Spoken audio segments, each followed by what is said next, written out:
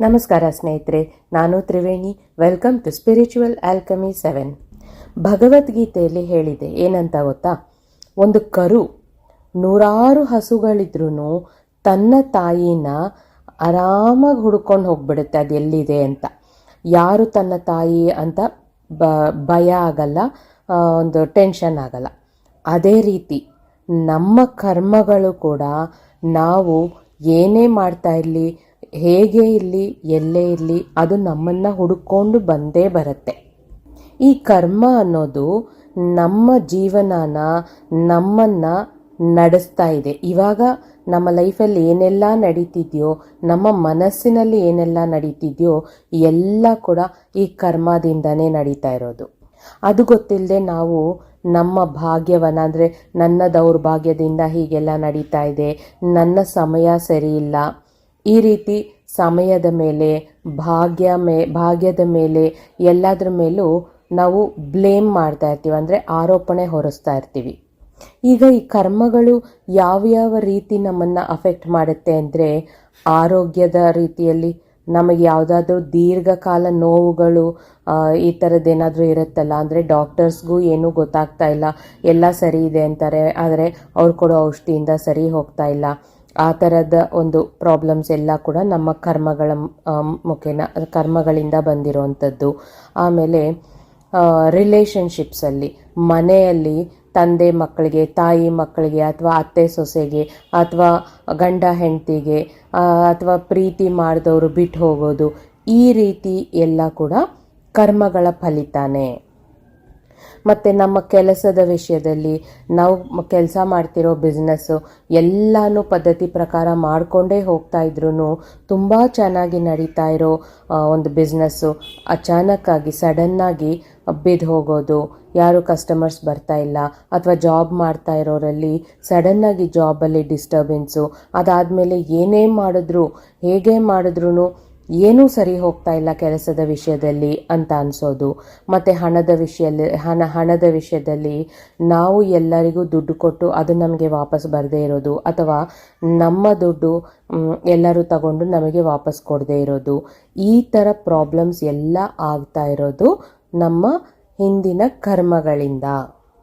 ಈ ಕರ್ಮಗಳೆಲ್ಲ ಯಾಕೆ ಮತ್ತೆ ಮತ್ತೆ ನಮ್ಮನ್ನು ಹುಡುಕೊಂಡು ಬರ್ತಾ ಇದೆ ಅಂತ ಅಂದರೆ, ದೇವರು ನಾವು ಮಾಡಿರೋಂಥ ತಪ್ಪುಗಳಿಗೆ ನಮಗೆ ಶಿಕ್ಷೆ ಕೊಡ್ತಾ ಇದ್ದಾರೆ. ಇದನ್ನು ನಾವು ಅರ್ಥ ಮಾಡಿಕೊಂಡು ಸರಿಯಾದ ರೀತಿಯಲ್ಲಿ ಎಲ್ಲವನ್ನ, ನಮ್ಮ ಜೀವನವನ್ನು ಮುಂದಕ್ಕೆ ಸಾಗಿಸ್ಕೊಂಡು ಹೋದಾಗ ನಮ್ಮ ಜೀವನನೇ ಚೇಂಜ್ ಆಗಿಬಿಡುತ್ತೆ. ಇವಾಗ ಏನೆಲ್ಲ ಇದೆಯೋ ಕಷ್ಟಗಳು, ಆರೋಗ್ಯದ ವಿಷಯದಲ್ಲಿ, ರಿಲೇಷನ್ಶಿಪ್ ವಿಷಯದಲ್ಲಿ, ನಮ್ಮ ಕೆಲಸದ ವಿಷಯದಲ್ಲಿ, ಹಣದ ವಿಷಯದಲ್ಲಿ ಎಲ್ಲವೂ ಸರಿ ಹೋಗುತ್ತೆ. ಇವೆಲ್ಲವನ್ನು ನಾವು ತಿಳ್ಕೊಂಬಿಟ್ರೆ ನಾವು ಜೀವನವನ್ನು ನೋಡುವ ಆ ಕನ್ನಡಿನೇ ಬದಲಾಗ್ಬಿಡುತ್ತೆ. ಯಾಕೆಂದರೆ ಇವಾಗ ಯಾವುದೋ ಒಂದು ಹಳೆಯ ಕನ್ನಡಿಯಲ್ಲಿ ನೋಡ್ತಾ ಇದ್ದೀವಿ, ಅದರಲ್ಲಿ ಮಂಜಾಗಿ ಮಸ್ಕಾಗಿ ಕಾಣಿಸ್ತಾ ಇದೆ ಎಲ್ಲವೂ. ನಮಗೆ ಇದೆಲ್ಲ ಅರ್ಥ ಆಗಿಬಿಟ್ರೆ ಆವಾಗ ನಾವು ನೋಡುವಂಥ ಕನ್ನಡಿ ಕ್ಲಿಯರಾಗಿರುತ್ತೆ. ಡೈರೆಕ್ಟಾಗಿ ನಮ್ಮ ಕಣ್ಣಿನಿಂದ ನೋಡುವಷ್ಟು ಕ್ಲಿಯರಾಗಿ ನಮ್ಮ ಜೀವನ ನಮಗೆ ಕಾಣಿಸುತ್ತೆ. ಈಗ ಹೇಗೆ ವಿಜ್ಞಾನದಲ್ಲಿ, ಸೈನ್ಸಲ್ಲಿ, ಫಿಸಿಕ್ಸು, ಕೆಮಿಸ್ಟ್ರಿ, ಈ ಥರ ಸಬ್ಜೆಕ್ಟ್ಗಳಲ್ಲಿ ಕೆಲವು ಲಾಸ್ ಇರುತ್ತಲ್ವ, ನಿಯಮಗಳಿರುತ್ತೆ. ಅದೇ ರೀತಿ ಯೂನಿವರ್ಸಲ್ಲಿ ಕೂಡ, ನಮ್ಮ ಆಧ್ಯಾತ್ಮ ಜಗತ್ತಿನಲ್ಲಿ ಯೂನಿವರ್ಸಿಂದ ಕೂಡ ಕೆಲವು ನಿಯಮಗಳಿದೆ. ಇವಾಗ ನಿಮಗೆಲ್ಲ ಲಾ ಆಫ್ ಗ್ರಾವಿಟಿ ಬಗ್ಗೆ ಗೊತ್ತೇ ಇದೆ. ನಾವು ಏನನ್ನಾದರೂ ಕೆಳಗಡೆ ಹಾಕಿದ್ರೆ ಭೂಮಿ ಅದನ್ನು ಆಕರ್ಷಣೆ ಮಾಡುತ್ತೆ, ಹಾಗಾಗಿ ಅದು ಕೆಳಗಡೆ ಬೀಳುತ್ತೆ, ಮತ್ತೆ ಮೇಲಕ್ಕೆ ಹೋಗಲ್ಲ. ನಾನು ಇದನ್ನು ನಂಬಲ್ಲ, ಇವಾಗ ನಾನು ಮಾಡಿ ಮೇಲಿಂದ ಜಂಪ್ ಮಾಡ್ತೀನಿ ಅಂತ ಅಂದರೆ ಏನಾಗುತ್ತೆ? ಪ್ರಾಣ ಕಳ್ಕೊಳ್ತೀರ ಅಲ್ವಾ? ಹಾಗಾಗಿ ಆ ಲಾ ಆಫ್ ಗ್ರಾವಿಟಿನ ನಾವು ನಂಬಲೇಬೇಕು ಅಲ್ವಾ? ಅದೇ ರೀತಿಯೇ ಈ ನಮ್ಮ ಒಂದು ಲಾ ಆಫ್ ಕರ್ಮ ಅನ್ನೋದು ಕೂಡ. ಈಗ ಯಾರೆಲ್ಲ ಈ ಲಾ ಆಫ್ ಗ್ರಾವಿಟಿನ ತುಂಬ ನಂಬಿದ್ರು, ಅವ್ರೇನು ಮಾಡಿದ್ರು, ಅವರು ಪ್ಯಾರಾಚೂಟು ಇಂಥದ್ದನ್ನೆಲ್ಲ ಕಂಡು ಹಿಡಿದ್ರು. ಅದೇ ರೀತಿ ನಾವು ಕೂಡ ಇದನ್ನೆಲ್ಲ ಅರ್ಥ ಮಾಡ್ಕೊಂಡ್ಬಿಟ್ರೆ, ಈ ಲಾ ಆಫ್ ಕರ್ಮ ಅಥವಾ ಕರ್ಮ ಅನ್ನೋದೇನು, ಇವಾಗ ಯಾಕೆ ನಮಗಿದು ನಡೀತಾ ಇದೆ, ಇದನ್ನೆಲ್ಲ ಅರ್ಥ ಮಾಡ್ಕೊಂಡ್ಬಿಟ್ರೆ ಅದರಿಂದ ನಾವು ಒಂದು ಹೊಸ ಜೀವನನ ಕಟ್ಕೋಬಹುದು. ಸೊ ಈಗ ಈ ಲಾ ಆಫ್ ಕರ್ಮ ಅಂದರೆ ಏನು, ಅದನ್ನು ನಾವು ಹೇಗೆ ಸರಿ ಮಾಡ್ಕೋಬಹುದು ನಮ್ಮ ಜೀವನದಲ್ಲಿ ಅನ್ನೋದನ್ನ ತಿಳ್ಕೊಳ್ಳೋಣ. ಈಗ ಈ ಲಾ ಆಫ್ ಕರ್ಮ ಅಂದ್ರೆ ಏನು? ನಾವೇನನ್ನ ಅಟ್ರಾಕ್ಟ್ ಮಾಡ್ಕೊಂಡಿದ್ದೀವೋ ಅದೇ. ಅಂದ್ರೆ ನಮ್ಮ ಹಿಂದಿನ ಜನ್ಮದಲ್ಲೇ ಆಗಿರಬಹುದು, ಅಥವಾ ಈಗಿನ ಜನ್ಮದಲ್ಲೇ ಆಗಿರಬಹುದು, ಅಥವಾ ನಮ್ಮ ಪೂರ್ವಿಕರಿಂದ ಕೂಡ ಬಂದಿರಬಹುದು. ಈ 3 ಮಾರ್ಗಗಳಿಂದ ಬರುತ್ತೆ ಕರ್ಮ ಅನ್ನೋದು, ಒಂದೇ ಮಾರ್ಗಗಳಲ್ಲಿ ಬರಲ್ಲ. ಸೊ ಈ 3 ಮಾರ್ಗಗಳಲ್ಲಿ ಬಂದಿರುವಂಥ ಕರ್ಮನ ನಾವೇ ಅಟ್ರಾಕ್ಟ್ ಮಾಡಿರೋದು. ಸೊ ನಾವು ಅಟ್ರಾಕ್ಟ್ ಮಾಡಿರುವಂಥ ಈ ಕರ್ಮನೇ ಇವಾಗ ನಾವು ಅನುಭವಿಸ್ತಾ ಇರೋದು. ಈ ಕರ್ಮ ಏನು ಗೊತ್ತಾ, ಅದು ನಮ್ಗೇನು ಕೊಡಲ್ಲ. ಏನನ್ನ ಬೇಕು ಅಂತ ಕೇಳ್ಕೊಂಡಿದ್ವೋ ಅದನ್ನೇ ನಮಗೆ ರಿಟರ್ನ್ ಕೊಡ್ತಾ ಇದೆ ಇವಾಗ. ಯಾವಾಗಲೂ ನಾವು ನಮ್ಮ ಆಲೋಚನೆಗಳ ಮೂಲಕ, ನಮ್ಮ ಭಾವನೆಗಳ ಮೂಲಕ, ನಮ್ಮ ಕೆಲಸಗಳ ಮೂಲಕ, ನಮ್ಮ ನಂಬಿಕೆಗಳ ಮೂಲಕ ನಾವು ಅನ್ಕೊಂಡಿದ್ದು ಮಾಡಿದ್ದು ಅದನ್ನೇ ಇವಾಗ ಕರ್ಮ ನಮಗೆ ವಾಪಸ್ ಕೊಡ್ತಾ ಇದೆ. ಇದು ಫಿಸಿಕ್ಸ್ ಅಲ್ಲಿ ಕೂಡ ಕೊಟ್ಟಿದ್ದಾರೆ, ನ್ಯೂಟನ್ಸ್ 3rd ಲಾ ಅಂತ. ಅದರಲ್ಲಿ ಕೂಡ ಇದೇ ಒಂದು ನಿಯಮನ ಎಕ್ಸ್ಪ್ಲೇನ್ ಮಾಡಿದ್ದಾರೆ. ಹಾಗೂ ಈ ನಮ್ಮ ರೈತರು ಕೂಡ ಅದೇ ಹೇಳ್ತಾರೆ, ನಾವು ಏನನ್ನ ಬಿತ್ತುತ್ತೀವೋ ಅದೇ ಫಲವಾಗಿ ನಮಗೆ ಸಿಗತ್ತೆ ಅಂತ. ಈ ಕರ್ಮಗಳಲ್ಲಿ ಕೆಲವು ಅಂದ್ರೆ ಬೇರೆ ಬೇರೆ ಟೈಪ್ಸ್ ಇದೆ. ಫಸ್ಟ್ ಒನ್ನ ತಿಳ್ಕೊಳ್ಳೋಣ, ಆಕ್ಟಿವ್ ಕರ್ಮ ಅಂತ. ಇದೇನಂದ್ರೆ ನಮಗೆ ಆ ಕ್ಷಣದಲ್ಲೇ ನಮಗೆ ರಿಸಲ್ಟ್ಸ್ ಗೊತ್ತಾಗ್ಬಿಡುತ್ತೆ. ಅಂದ್ರೆ ಈಗ ನಾವು ಯಾರಿಗಾದ್ರೂ ಒಂದು ಊಟನೋ ಏನಾದರೂ ಕೊಟ್ವಿ ಅನ್ಕೊಳ್ಳಿ, ಹಸ್ಕೊಂಡಿರೋರಿಗೆ, ಅವ್ರು ಖುಷಿ ಆಗ್ತಾರೆ ಅಲ್ವಾ? ಖುಷಿ ಆಗ್ಬಿಟ್ಟು ನಮಗೆ ಆಶೀರ್ವಾದ ಕೊಡ್ತಾರೆ. ಅದೇ ನಾವು ಯಾರೋ ಸುಮ್ಮನೆ ಕೂತಿರೋರ್ನ ಹೋಗಿ ಹೊಡೆದ್ರೆ ಏನಾಗುತ್ತೆ, ಅವ್ರು ನಮ್ಮನ್ನ ತಿರ್ಕೊಂಡು ಹೊಡಿತಾರೆ ಅಲ್ವಾ? ಅಂದ್ರೆ ನಾವು ಏನು ಮಾಡ್ತೀವೋ ಅದರ ಫಲನ ಇಮಿಡಿಯೇಟ್ ಆಗಿ ನಾವು ಪಡಿತೀವಿ. ಇದನ್ನ ಮಾತ್ರ ನಾವು ಅರ್ಥ ಮಾಡ್ಕೊಂಡ್ಬಿಟ್ರೆ ಆವಾಗ ನಾವೇನು ಮಾಡ್ತೀವಿ, ಎಲ್ಲೇ ಹೋಗಲಿ, ಯಾರ ಜೊತೆನೇ ಮಾತಾಡಲಿ, ಒಳ್ಳೇದೇ ಮಾಡ್ತೀವಿ, ಒಳ್ಳೆ ಕೆಲಸಗಳನ್ನೇ ಮಾಡ್ತೀವಿ, ಒಳ್ಳೆ ಮಾತುಗಳನ್ನೇ ಆಡ್ತೀವಿ ಅಲ್ವಾ? ಯಾಕೆಂದರೆ ರಿಟರ್ನ್ ಬಂದರೆ ಒಳ್ಳೇದೇ ತಾನೇ ಬರುತ್ತೆ ನಮಗೆ. ಸೊ ಆದ್ರಿಂದ ಈಗ ಎರಡನೇದು ಸಂಚಿತ ಕರ್ಮ. ಅಂದರೆ ನಾವು ನಮ್ಮ ಹಿಂದಿನ ಜನ್ಮದಲ್ಲಿ ಮಾಡಿರುವಂಥ ಕರ್ಮಗಳು ಅದನ್ನು ನಾವು ಇವಾಗ ಅನುಭವಿಸ್ತಾ ಇರ್ತೀವಿ. ಕೆಲವರು ಜೀವನದಲ್ಲಿ ಬಹಳಷ್ಟು ಏನಾದರೂ ಒಂದು ದೈಹಿಕವಾಗಿ ಅಥವಾ ಮಾನಸಿಕವಾಗಿ ಏನಾದರೂ ಒಂದು ಕಾಡ್ತಾ ಇರುತ್ತೆ. ಸುಮಾರು ದಿನಗಳಿಂದ ಕೆಲವರಿಗೆ ಏನಾದರೂ ಸೊಂಟ ನೋವು ಇರಬಹುದು, ತಲೆನೋವು ಇರಬಹುದು, ಕಾಲು ಉರಿ ಇರಬಹುದು, ಸುಮಾರು ವರ್ಷಗಳಿಂದ ಇರುತ್ತೆ. ಎಷ್ಟು ಡಾಕ್ಟರ್ಸ್ಗೆ ತೋರಿಸಿದ್ರು, ಎಷ್ಟು ಮೆಡಿಸಿನ್ಸ್ ತಗೊಂಡ್ರು ಹೋಗ್ತಾನೇ ಇರಲ್ಲ. ಸಾಲಗಳು, ಎಷ್ಟು ಸಂಪಾದನೆ ಮಾಡ್ತಿದ್ರು ಹಣ ನಮ್ಮ ಹತ್ರ ನಿಲ್ಲುತ್ತಾನೇ ಇಲ್ಲ. ಆ ಕಡೆ ಸಾಲ ಆಗ್ತಾ ಇದೆ ಅಥವಾ ಈ ಕಡೆ ತಗೊಂಡಿರೋರು ಕೊಡ್ತಾ ಇಲ್ಲ. ಈ ರೀತಿ ಹಣದ ವಿಷಯದಲ್ಲಿ ಏನಾದರೂ ಒಂದು ಪ್ರಾಬ್ಲಮ್ ಕಂಟಿನ್ಯೂಸ್ ಆಗಿ ಆಗ್ತಾನೆ ಇದೆ. ಸಂಪಾದನೆ ಮಾಡೋದು ಇದೆಯಲ್ಲ ನಮ್ಮ ಹತ್ರ ಅಂತ ಕೈಯಲ್ಲಿ ಇಟ್ಕೊಂಡು ಖುಷಿ ಪಡೋಕೆ ಆಗ್ತಾ ಇಲ್ಲ ಅಂತ ಕೆಲವ್ರ ಸಮಸ್ಯೆ ಇರ್ಬೋದು. ಇನ್ನು ಕೆಲವರಲ್ಲಿ ಮನೆಯಲ್ಲಿ ಯಾವ ಒಂದು ರಿಲೇಶನ್ಶಿಪ್ಪೂ ಸರಿಯಾಗಿಲ್ಲ, ಅಥವಾ ಯಾರಾದರೂ ಇಬ್ಬರದು ಗಂಡ ಹೆಂಡತಿ ಅಥವಾ ಲವರ್ಸು, ಈ ರೀತಿ ಯಾರ್ದು ಒಂದು ರಿಲೇಶನ್ಶಿಪ್ಸಲ್ಲಿ ಎಷ್ಟೇ ಪ್ರಯತ್ನ ಮಾಡಿ, ನಿಮಗೆ ಗೊತ್ತು ಅವ್ರು ತುಂಬ ಒಳ್ಳೆಯವರು ಅಂತ ಗೊತ್ತು, ಅವ್ರ ಜೊತೆ ಅಡ್ಜಸ್ಟ್ ಆಗಿಬಿಟ್ರೆ ತುಂಬ ಅವ್ರಿಗಿಂತ ಒಳ್ಳೆಯವರು ಇರಲ್ಲ ಅಂತಲೂ ಗೊತ್ತು, ಆದರೂ ಆ ರಿಲೇಶನ್ಶಿಪ್ಪಲ್ಲಿ ಪ್ರಾಬ್ಲಮ್ಸ್ ಬರ್ತಾನೆ ಇರುತ್ತೆ. ಅಂದರೆ ಇದನ್ನೆಲ್ಲ ಯಾವುದಕ್ಕೆ ನಮಗೆ ಉತ್ತರ ಸಿಗಲ್ಲ ಅಂಥ ಪ್ರಾಬ್ಲಮ್ಸನ್ನು ನಾವೀಗ ಫೇಸ್ ಮಾಡ್ತಿದ್ರೆ, ಇದು ಯಾಕೆ ಈ ಥರ ಆಗ್ತಿದೆ ಅಂತ ಒಂದು ಕ್ವೆಶನ್ ಬಂದಾಗ ಅದಕ್ಕೆ ಉತ್ತರ ನಮಗೆ ಸಿಗಲ್ಲ. ಇಂಥ ಪ್ರಾಬ್ಲಮ್ಸ್ ಇದ್ದರೆ ಅದು ನಮ್ಮ ಪಾಸ್ಟ್ ಕರ್ಮಾಸ್, ಅಂದರೆ ಕಳೆದ ಕರ್ಮಗಳು, ಹಿಂದಿನ ಜನ್ಮದ್ದು. ಇದನ್ನು ನಾವು ತಿಳ್ಕೊಂಬಿಟ್ರೆ ಇವಾಗ ಏನಾಗುತ್ತೆ, ಓಕೆ ಈಗ ನನ್ನ ಬದುಕಿನಲ್ಲಿ ಈ ಪ್ರಾಬ್ಲಮ್ ನಡೀತಾ ಇದೆ ಅಂದರೆ ಇದು ನನ್ನ ಹಳೆ ಕರ್ಮಗಳು ಅಂತ ತಿಳ್ಕೊಂಬಿಟ್ಟಾಗ ಏನಾಗುತ್ತೆ, ನಾವು ಯಾರನ್ನೂ ಬ್ಲೇಮ್ ಮಾಡಲ್ಲ. ನಿನ್ನಿಂದಾನೇ ಹೀಗಾಯಿತು, ಈ ರೀಸನ್ನಿಂದ ಆಯಿತು, ಆ ರೀಸನ್ನಿಂದ ಆಯಿತು ಅಂತ ಜಡ್ಜ್ ಮಾಡಲ್ಲ. ಯಾರ ಮೇಲೂ ಹೊರೆನ ಹಾಕಲ್ಲ ನಿನ್ನಿಂದ ಆಯಿತು ಅಂತ. ಯಾರ ಜೊತೆನೂ ಆ ವಿಷಯವನ್ನು ಕುರಿತು ಜಗಳನೂ ಮಾಡಲ್ಲ. ಯಾಕೆಂದರೆ ನಮಗೆ ಅರ್ಥ ಆಗ್ಬಿಡುತ್ತೆ, ಯಾವಾಗ ಆ ಕರ್ಮಗಳ ಮೂಟೆ ಏನಿದೆ ನಾವು ಹೊತ್ಕೊಂಡಿರ್ತೀವಲ್ಲ, ಆ ಮೂಟೆ ಖಾಲಿ ಆದ ತಕ್ಷಣ ಈ ಪ್ರಾಬ್ಲಮ್ ಏನಿದೆ ತಾನಾಗಿಯೇ ಹೋಗುತ್ತೆ ಅನ್ನೋದು ನಮಗೆ ಗೊತ್ತಾಗ್ಬಿಡುತ್ತೆ. ಹಾಗಾಗಿ ಏನು ಮಾಡ್ತೀವಿ, ಪ್ರಶಾಂತವಾಗಿರ್ತೀವಿ. ಇದರಿಂದ ನಾವು ಇನ್ನಷ್ಟು ಪ್ರಾಬ್ಲಮ್ಸ್ನ ತಂದ್ಕೊಳ್ಳಲ್ಲ. ಈಗ 3ನೇ ಕರ್ಮ ಏನು ಅಂದರೆ ಅಗಮಿ ಕರ್ಮ ಅಂತ. ಇದು ಹೇಗೆ ಅಂದರೆ ತಕ್ಷಣಕ್ಕೆ ನಮಗೆ ರಿಸಲ್ಟ್ಸ್ ಗೊತ್ತಾಗಲ್ಲ. ಸುಮಾರು ಸಮಯಗಳ ನಂತರ, ಅಂದರೆ ಒಂದು ಎಕ್ಸಾಂಪಲ್ ಹೇಳ್ತೀನಿ. ಈಗ ನೀವೊಂದು ಬೀಜ ಬಿತ್ತುತ್ತೀರಾ, ಅದು ತಕ್ಷಣಕ್ಕೆ ನಿಮಗೆ ಮರ ಆಗಲ್ಲ ತಾನೇ. ಆ ಬೀಜ ಮೊಳಕೆ ಹೊಡೆದು ಅದು ನಿಧಾನಕ್ಕೆ ಬೆಳೆದು ಯಾವಾಗಲೂ ಆಗುತ್ತೆ, ಟೈಮ್ ಹಿಡಿಯುತ್ತೆ.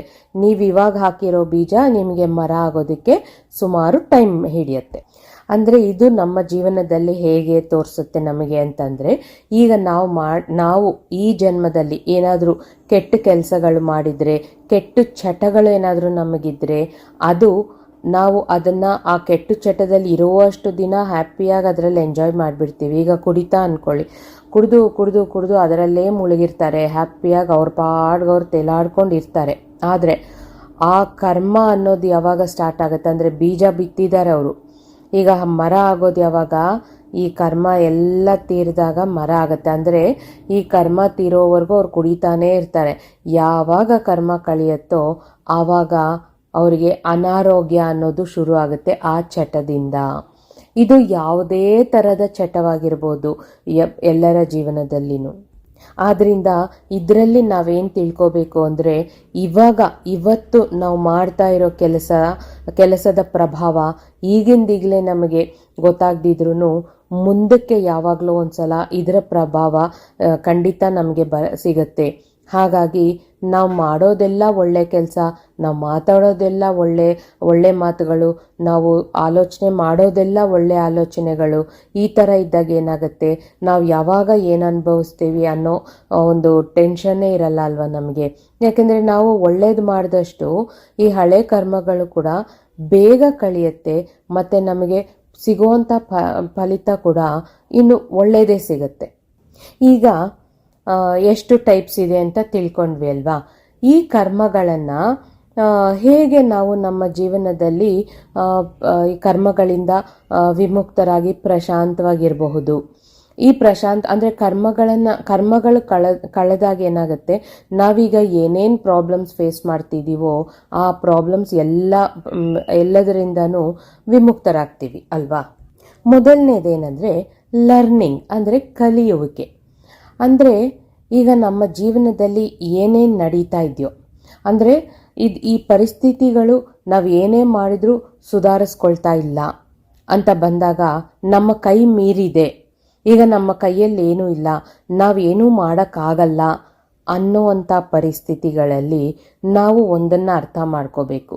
ಈ ಪರಿಸ್ಥಿತಿ ನಮಗೆ ಬಂದಿದೆ ಅಂದರೆ ಯೂನಿವರ್ಸ್ ಬೇಕು ಅಂತಲೇ ನಮಗೆ ಈ ಪರಿಸ್ಥಿತಿನ ತಗೊಂಡು ಬಂದಿದೆ. ಇದು ಯಾಕೆ ತಗೊಂಡು ಬಂದಿದೆ ಅಂದರೆ, ನಮ್ಮಲ್ಲಿ ಒಂದು ತಿಳುವಳಿಕೆನ ಜಾಗೃತಿ ಮೂಡಿಸೋಕ್ಕೆ. ಅಂದರೆ ನಾವು ಏನೋ ಒಂದು ಪಾಠ ಕಲಿಬೇಕು. ಹಾಗಾಗಿ ಈ ಒಂದು ಇನ್ಸಿಡೆಂಟ್ ನಮ್ಮ ಲೈಫಲ್ಲಿ ನಡೆದಿದೆ. ಆ ಒಂದು ಅಂದರೆ ಇದನ್ನ ಸರಿ ಮಾಡೋಕ್ಕಾಗೋದೇ ಇಲ್ಲ ಅನ್ನೋ ಪರಿಸ್ಥಿತಿ ಆದರೆ, ಯಾಕೆ ಸರಿ ಮಾಡೋಕ್ಕಾಗಲ್ಲ ಅಂದರೆ, ಇದರಿಂದ ನಾನು ಏನು ಪಾಠ ಕಲಿತೆ ಅನ್ನೋದನ್ನು ನಾವು ಯೋಚನೆ ಮಾಡಿಕೊಂಡು ಆ ಪಾಠನ ಕಲಿತಾಗ ನಮ್ಮ ಕರ್ಮ ಆಟೋಮ್ಯಾಟಿಕ್ಕಾಗಿ ಕಡಿಮೆ ಆಗುತ್ತೆ. ನಾನು ಯಾವಾಗಲೂ ಹೇಳೋ ಹಾಗೆ, ಯೂನಿವರ್ಸ್ ಅಂದರೆ ನಮ್ಮ ತಾಯಿ ಇದ್ದ ಹಾಗೆ, ನಮ್ಮ ತಂದೆ ಇದ್ದ ಹಾಗೆ. ಯೂನಿವರ್ಸ್ ಯಾವಾಗಲೂ ನಮ್ಮ ಕೈ ಹಿಡ್ಕೊಂಡೇ ನಮ್ಮನ್ನು ನಡೆಸುತ್ತೆ. ನಮಗೆ ಒಂದು ತುಂಬಾ ಟೆನ್ಷನ್ ಇದೆ, ಈ ಕ್ಷಣದಲ್ಲಿ ಲೈಫಲ್ಲಿ ಏನು ಮಾಡಬೇಕು ತೋಚ್ತಾನೇ ಇಲ್ಲ ಅನ್ನೋ ಪರಿಸ್ಥಿತಿ ಬಂತು ಅಂದರೆ, ನಾವು ಏನೂ ಮಾಡಬೇಕಾಗಿಲ್ಲ. ಆ ಪರಿಸ್ಥಿತಿಯಿಂದ ಏನು ಪಾಠ ಕಲ್ತ್ವಿ ಅಂತ ಅರ್ಥ ಮಾಡ್ಕೊಂಡ್ಬಿಟ್ರೆ ಯೂನಿವರ್ಸ್ಗೆ ಗೊತ್ತಾಗ್ಬಿಡುತ್ತೆ, ಓಕೆ ಇವ್ರು ಕಲ್ತ್ಕೊಂಡ್ರು ಅಂತ. ಆ ಪರಿಸ್ಥಿತಿನ ಸುಧಾರಣೆ ಮಾಡಿಬಿಡುತ್ತೆ. ಯಾಕೆಂದರೆ ಆ ಪರಿಸ್ಥಿತಿನ ನಮಗೆ ಕಲ್ಪಿಸಿರೋದೇ ನಮಗೆ ಪಾಠ ಕಲಿಸೋಕೆ ಅಲ್ವಾ. ನಾವು ಆ ಪಾಠನ ಕಲ್ತ್ಕೊಂಡ್ಬಿಟ್ಟಾಗ ಆ ಪರಿಸ್ಥಿತಿಯಿಂದ ನಮ್ಮನ್ನು ಹೊರಗೆ ತಗೊಂಬಂದ್ಬಿಡುತ್ತೆ. ಸೊ ಈಗ ತಂದೆ ತಾಯಿ ಹೇಗೆ ಮಕ್ಕಳಿಗೆ ತುಂಬ ಹಠ ಮಾಡಬೇಕಾದ್ರೆ ಅವರನ್ನು ಒಂದು ಸಣ್ಣದಾಗಿ ಪನಿಷ್ಮೆಂಟ್ ಕೊಟ್ಟು ತಾನೇ ಅವ್ರಿಗೆ ಸುಧಾರಿಸ್ತಾರೆ ಆ ಮಕ್ಕಳನ್ನು. ಇಲ್ಲ ನೀನು ಹೇಳಿದ ಮಾತು ಕೇಳಿದ್ರೇನೆ ಇದು ಕೊಡೋದು ಅಂತ. ಎಕ್ಸಾಕ್ಟ್ಲಿ ಇದು ಕೂಡ ಹಾಗೇನೆ. ನಮ್ಮ ಜೀವನದಲ್ಲಿ ಒಂದು ಸುಧಾರಿಸ್ಕೊಳ್ಳೋಕೆ ಆಗದೇ ಇರುವಂಥ ಸಮಸ್ಯೆ ಇದೆ ಅಂದರೆ ಅದು ನಾವು ಪಾಠ ಕಲಿಬೇಕು ಅಂತ. ನಾವು ಯಾವಾಗ ಪಾಠ ಕಲಿತೀವೋ ಆವಾಗ ನಮ್ಮ ಕರ್ಮಗಳಿಂದ ವಿಮುಕ್ತರಾಗ್ತೀವಿ. ಈಗ ಎರಡನೇ ವಿಧಾನ, ನಮ್ಮ ಕರ್ಮಗಳನ್ನು ಹೇಗೆ ನಾವು ಕರ್ಮಗಳಿಂದ ಹೊರಗೆ ಬರೋದು ಅಂತ. ಸೆಲ್ಫ್ಲೆಸ್ ಆ್ಯಕ್ಷನ್ ಅಂದರೆ ನಿಸ್ವಾರ್ಥ ಕ್ರಿಯೆ. ಭಗವದ್ಗೀತೆಯಲ್ಲಿ ಕೃಷ್ಣ ಏನು ಹೇಳಿದ್ದಾರೆ, ಕೆಲಸ ಮಾಡು, ಅದರ ಪ್ರತಿಫಲನ ನೀನು ಆಶಿಸಬೇಡ, ಕೆಲಸ ಮಾಡೋದು ಮಾತ್ರ ನಿನ್ನ ಕರ್ತವ್ಯ ಅಂತ ಹೇಳಿದ್ದಾರೆ. ಅಂದರೆ ಒಂದು ಎಕ್ಸಾಂಪಲ್ ಹೇಳ್ತೀನಿ. ಒಂದು ಹುಡುಗಿ ಅಥವಾ ಒಂದು ಹುಡುಗ, ಒಂದು ವಿದ್ಯಾರ್ಥಿ MBBS ಓದ್ತಾ ಇದ್ದಾರೆ. ಆ MBBS ಓದೋ ಟೈಮಲ್ಲಿ ಆ 5 ವರ್ಷನೂ ನಾನು ಡಾಕ್ಟರ್ ಆಗ್ತೀನಾ ಇಲ್ವಾ ಅಂತ ಯೋಚನೆ ಮಾಡಿಕೊಂಡೇ ಕೂತಿದ್ದಾಗ ಅದು ಎಷ್ಟೇ ಓದಿದ್ರೂ ಆ ವಿದ್ಯಾರ್ಥಿಯ ತಲೆಗೆ ಹತ್ತಲ್ಲ. ಆಗ ಖಂಡಿತ ಫೇಲ್ ಆಗ್ತಾನೆ ಅಲ್ವಾ, ಖಂಡಿತ ಡಾಕ್ಟರ್ ಆಗೋಕ್ಕೆ ತುಂಬ ಕಷ್ಟ ಆಗುತ್ತೆ. ಅದರ ಬದಲು ಏನಾಗುತ್ತೋ ಆಗಲಿ, ನನ್ನ ಕಡೆಯಿಂದ ಮಾಡೋ ಪ್ರಯತ್ನನ ಮಾಡಿಬಿಡ್ತೀನಿ, ಮಿಕ್ಕಿದ್ದು ಆ ಭಗವಂತನಿಗೆ ಬಿಟ್ಟಿದ್ದು, ನನಗೇನು ಕೊಡಬೇಕೋ ಅದನ್ನು ಭಗವಂತ ಕೊಡ್ತಾನೆ ಅಂತ ಅಂದ್ಕೊಂಡು ಆ ವಿದ್ಯಾರ್ಥಿಯ ಫೋಕಸ್ ಫುಲ್ಲಾಗಿ ತನ್ನ ಎಜುಕೇಷನ್ ಮೇಲೆ ಇಟ್ಟಾಗ ಏನಾಗುತ್ತೆ, ಆ 5 ವರ್ಷ ತುಂಬ ಚೆನ್ನಾಗಿ ಓದಿ ಆಮೇಲೆ ತುಂಬ ಒಳ್ಳೆ ಡಾಕ್ಟರ್ ಆಗಿ ಹೊರಗೆ ಬರ್ತಾರೆ ಅಲ್ವಾ. ಎಕ್ಸಾಕ್ಟ್ಲಿ ಇದು ಕೂಡ ಹಾಗೆ.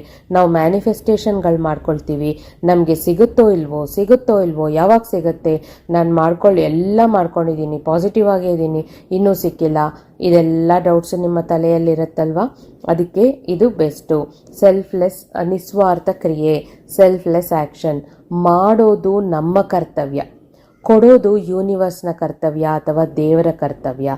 ನಮಗೇನು ಕೊಡಬೇಕು, ಯಾವಾಗ ಕೊಡಬೇಕು, ನಮ್ಮ ಕರ್ಮಗಳೆಲ್ಲ ಕಳೆದಿದೆಯಾ ಇಲ್ವಾ, ಇದನ್ನೆಲ್ಲ ನೋಡಿಕೊಂಡೇ ಯೂನಿವರ್ಸ್ ಅಥವಾ ದೇವರು ನಮಗೆ ಕೊಡೋದು. ಹಾಗಾಗಿ ನಾವು ಕಾಯಲೇಬೇಕು, ಬೇರೆ ದಾರಿ ಇಲ್ಲ. ನಾವೇನು ಕೆಲಸ ಮಾಡ್ತಾ ಇದ್ದೀವೋ ಅದರ ಜವಾಬ್ದಾರಿ ಮಾತ್ರ ನಮ್ಮದು, ಆ ಫಲಿತಾಂಶದ ಜವಾಬ್ದಾರಿ ದೇವರದ್ದು ಅಥವಾ ಯೂನಿವರ್ಸ್ದು ಅಂತ ಅರ್ಥ ಮಾಡಿಕೊಂಡಾಗ ನಮಗೆ ನಾವು ಮಾಡೋ ಕೆಲಸಗಳಲ್ಲಿ ಯಾವುದೇ ಎಕ್ಸ್ಪೆಕ್ಟೇಷನ್ಸ್ ಇರಲ್ಲ. ಆಗ ನಿಸ್ವಾರ್ಥದಿಂದ ಮಾಡಿರ್ತೀವಿ, ಆಗ ಖಂಡಿತ ನಮಗೆ ನಾವು ಬಯಸಿದ್ದಕ್ಕಿಂತ ಹೆಚ್ಚಾಗಿಯೇ ನಮಗೆ ರಿಸಲ್ಟ್ಸ್ ಸಿಗುತ್ತೆ. ಈಗ ಮೂರನೇದೇನೆಂದರೆ ಮೇಕ್ ಕರ್ಮ ಯೋರ್ ಮಿಷನ್. ಇದ್ರ ಬಗ್ಗೆ ಹೇಳೋಕ್ಕೆ ನಾನು ನಿಮಗೆ ಒಂದು ಎಕ್ಸಾಂಪಲ್ ಹೇಳ್ತೀನಿ. ಒಬ್ಬರು ರಾಜಾ ಪ್ರತಾಪ್ ಸಿಂಗ್ ಅಂತ, ಇದು ಗೂಗಲಲ್ಲಿ ಹುಡುಕಿ, ರಿಯಲ್ ಸ್ಟೋರಿ ಇದೆ. ಆ ಹುಡುಗ ಚಿಕ್ಕ ವಯಸ್ಸಲ್ಲಿದ್ದಾಗ ಕರೆಂಟ್ ವಯರ್ನ ಹಿಡ್ಕೊಂಡ್ಬಿಟ್ಟು 2 ಕೈ 2 ಕಾಲನ್ನು ಕತ್ತರಿಸಾಕ್ಬೇಕಾಗಿತ್ತು ಆ ಹುಡುಗನಿಗೆ, ಆ ಚಿಕ್ಕ ವಯಸ್ಸಲ್ಲೇನೆ.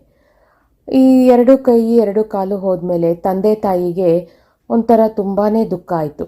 ಇವನು ಎಷ್ಟು ವರ್ಷ ಇದ್ರೂ ನಮಗೆ ಭಾರನೇ ಅಲ್ವಾ, ಇವನು ಸ್ಕೂಲ್ಗೆ ಹೋಗಿ ಓದೋಕ್ಕೂ ಆಗಲ್ಲ, ಅವನ ಕಾಲ ಮೇಲೆ ಅವ್ನು ನಿಂತ್ಕೊಳ್ಳೋಕ್ಕಾಗಲ್ಲ, ಇಂಥವನ್ನ ಇಟ್ಕೊಂಡು ನಾವೇನಪ್ಪ ಮಾಡೋದು ಅಂತ ತುಂಬ ಕೊರಗಕ್ಕೆ ಶುರು ಮಾಡಿದ್ರು. ಆದರೆ ಆ ಹುಡುಗನಲ್ಲಿ ಅದೆಷ್ಟು ಆತ್ಮವಿಶ್ವಾಸ ಇತ್ತು ಅಂದರೆ, ಮನೆಯಲ್ಲೇ ಇರುವಂಥ ಹಳೆ ಪುಸ್ತಕಗಳನ್ನೆಲ್ಲ ಓದಿ ಕೊನೆಗೂ ಅವನು MBA ಕೂಡ ಫಿನಿಷ್ ಮಾಡ್ದ. MBA ಕೂಡ ಫಿನಿಷ್ ಮಾಡಿ ಅವನ ಥರ ವಿಕಲಾಂಗಗಳಿಗೆ, ಯಾರ್ಯಾರು ಹ್ಯಾಂಡಿಕ್ಯಾಪ್ಟ್ ಆಗಿರ್ತಾರೋ ಅವ್ರಿಗೆಲ್ಲ ಸೇರಿ ಒಂದು ಸಂಸ್ಥೆಯನ್ನು ಕಟ್ಟಿದ. ಆ ಸಂಸ್ಥೆಯ ಮೂಲಕ ಆ ವಿಕಲಾಂಗರಿಗೆಲ್ಲನೂ ಸಹಾಯ ಮಾಡೋಕ್ಕೆ ಶುರು ಮಾಡ್ದ. ಈಗ ಆ ಸಂಸ್ಥೆನೂ ತುಂಬ ದೊಡ್ಡ ಸಂಸ್ಥೆಯಾಗಿದೆ. ಸೊ ಇದು ರಿಯಲ್ ಸ್ಟೋರಿ. ಏನು ಗೊತ್ತಾ, ಇದು ಅಂದರೆ ಮೇಕ್ ಕರ್ಮ ಯೋರ್ ಮಿಷನ್ ಅಂದರೆ, ನಮಗೆ ನಮ್ಮ ಜೀವನದಲ್ಲಿ ಏನಾದರೂ ಒಂದು ದುರಂತ ನಡೆದಿದೆ, ಅಪಘಾತ ನಡೆದಿದೆ, ಏನೋ ಒಂದು ನಡೆದಿದೆ ಅಂದಾಗ ಅದರಿಂದ ನಾವು ಯಾವಾಗಲೂ ಅದನ್ನೇ ನೆನೆಸ್ಕೊಂಡು ಕುಗ್ಗೋ ಬದಲು ಅದರಿಂದ ಒಂದು ಪಾಠ ಕಲಿತು ಆ ಪಾಠನ ಒಂದು ಗೋಲ್ ಅಂತ ಇಟ್ಕೊಂಡಾಗ ಆ ಗೋಲ್ನ ನಾವು ಅಚೀವ್ ಮಾಡೋಕ್ಕೆ 4 ಜನಕ್ಕೆ ಉಪಯೋಗ ಆಗೋದಕ್ಕೆ ಏನಾದರೂ ಒಂದು ಮಾಡ್ತೀವಿ.